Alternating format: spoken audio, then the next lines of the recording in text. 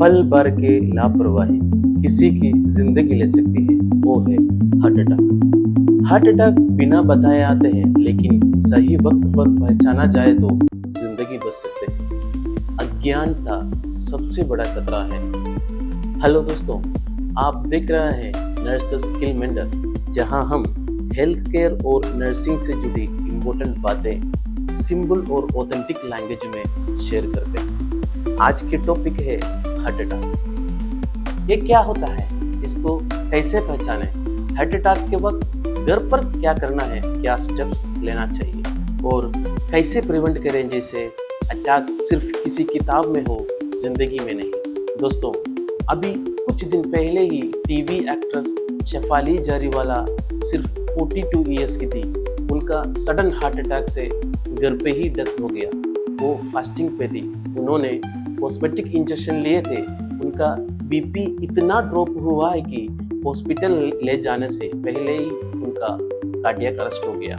इसी तरह संजय कपूर, करिश्मा कपूर के एक्स हस्बैंड, 12 जून 2025 यूके में पोलो खेलते वक्त हार्ट अटैक से कोलैप्स हो गए। मधुमक्खी के काटने से उनका सीवियर एलर्जीज हो गया, वो हार्ट अटैक के कारण बन गया।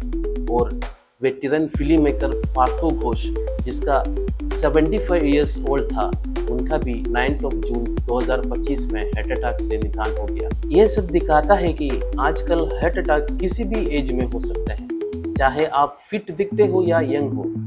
इसलिए इस वीडियो में हम ओपन और क्लियर बात करने वाले हैं। तो सबसे पहले बात करते हैं, हार्ट अटैक होता क्या है।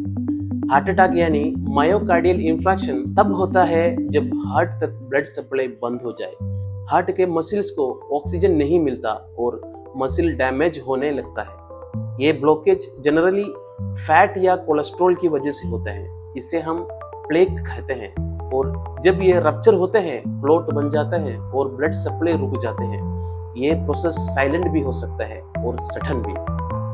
जब हार्ट मसल डैमेज हो जाता है और टाइम पे ट्रीटमेंट ना मिले तो ये सेल डैमेजेस परमानेंट भी हो सकते हैं और लाइफ थ्रेटनिंग भी। अब आते हैं सबसे इम्पोर्टेंट बात पर, सिम्टम्स को कैसे पहचानें। जरा सोचिए और महसूस कीजिए, क्या मैंने अभी जो बताने वाला सिम्टम्स कभी आपको या आपके किसी अपने को महसूस हुआ है? शायद ये एक वार्निंग हो जिसे इग्नोर नहीं करना चाहिए। ध्यान से सुनिएगा। चेस्ट में दर्द या टाइटनेस जैसा भारी पत्थर रखे हो, लेफ्ट आर्म में पेन या फिर पेन बैक या जो तक फैल जाना, सांस लेने में दिक्कत, ज्यादा पसीना आना बिना वजह, वो भी कोल्ड स्वेटिंग, गड़बड़, चक्कर या बेहोशी, नोसिया या वोमिटिंग, स्पेशली महिलाओं में। ये सब अर्ली वार्निंग साइन होते हैं, लेकिन कई लोग इन्हें गैस, एसिडिटी या वीकनेस समझ के इग्नोर कर देते हैं, जैसा शेफाली जारीवाला ने किया। उन्होंने हेवीनेस फील हुआ पर फास्टिंग समझ के इग्नोर कर दिया और उनका कार्डियक अरेस्ट हो गया। So never ignore even mild chest pain और प्रेशर। अब अगर आपको या किसी को घर में लगता है कि हार्ट अटैक हो रहा है, तो सबसे पहले पैनिक नहीं करना है। बस ये 4 सिंपल स्टेप तुरंत फॉलो करें। पेशेंट को तुरंत काम और सेमी सिटिंग पोजीशन में बैठाओ। 300 mg एस्पिरिन चबाने दो, क्लॉट तोड़ने में हेल्प करते हैं। इमरजेंसी नंबर जैसा 108, 102, 112 पर कॉल करो। एम्बुलेंस बुलाने में डिले मत करना। अगर पेशेंट बेहोश हो जाए या सांस नहीं ले रहा हो, सीपीआर तुरंत स्टार्ट करो। सीपीआर का डिटेल्ड वीडियो मैंने बना रखा है, उसका लिंक डिस्क्रिप्शन में दिया गया है, वो जरूर देखें। रिमेंबर, फर्स्ट 60 मिनट्स को ही गोल्डन हावर्स कहते हैं। इसमें अगर सही ट्रीटमेंट मिल जाए तो पेशेंट की जिंदगी बच सकते हैं। तो ये सब होता क्यों है, यानी रिस्क फैक्टर क्या है? High blood pressure, high cholesterol, diabetes, obesity ना मोटापन, स्मोकिंग और अल्कोहल, फिजिकल इनएक्टिविटी, स्ट्रेस और emotional trauma, poor sleep, cosmetic injections या हार्मोनल थेरेपी बिना डॉक्टर के एडवाइस में, फास्टिंग या डिहाइड्रेशन। तो अगर आप या आपका पेशेंट इनमें से किसी भी रिस्क जोन में है तो अलर्ट हो जाना चाहिए। नर्सेस और मेडिकल प्रोफेशनल्स, पेशेंट का डिटेल्ड हिस्ट्री लेना बहुत इंपॉर्टेंट है। उनसे supplement, injection use, diet plan सब पूछना चाहिए। अब एक कंफ्यूजन सबके दिमाग में होता है कि ये पेन हार्ट का है या गैस का। चलिए सिंपल लैंग्वेज में डिफरेंस समझते हैं। हार्ट अटैक पेन चेस्ट का बीच में या लेफ्ट साइड में होता है। टाइटनेस, प्रेशर जैसा लगता है। रेडिएशन होते हैं लेफ्ट आर्म से जो तक, फिर बैक तक। साथ में सांस लेने की दिक्कत और कोल्ड स्वेट, डिजीनेस ये सब हो जाता है। रेस्ट करने पर भी रिलीफ नहीं मिलता है। एंटासिड लेने पे फर्क नहीं पड़ता है। और गैस्ट्रिक पेन जो है अपर एब्डोमेन में होता है और कभी चेस्ट में भी होता है। बर्निंग या ब्लोटिंग फील होते हैं। बर्पिंग या गैस पास करने से रिलीफ मिलता है। स्पाइसी फूड के बाद या फास्टिंग के बाद होता है। एंटासिड लेने से थोड़ा आराम मिलता है। कई बार बैक पेन या स्वेटिंग नहीं होते। अगर चेस्ट पेन है और आपको डाउट लग रहा है तो always treat it as a heart related. Call emergency and act fast. Don't guess. गलत होना ठीक है, बस सुरक्षित रहना जरूरी है। देर हो गई तो कुछ नहीं बचेगा।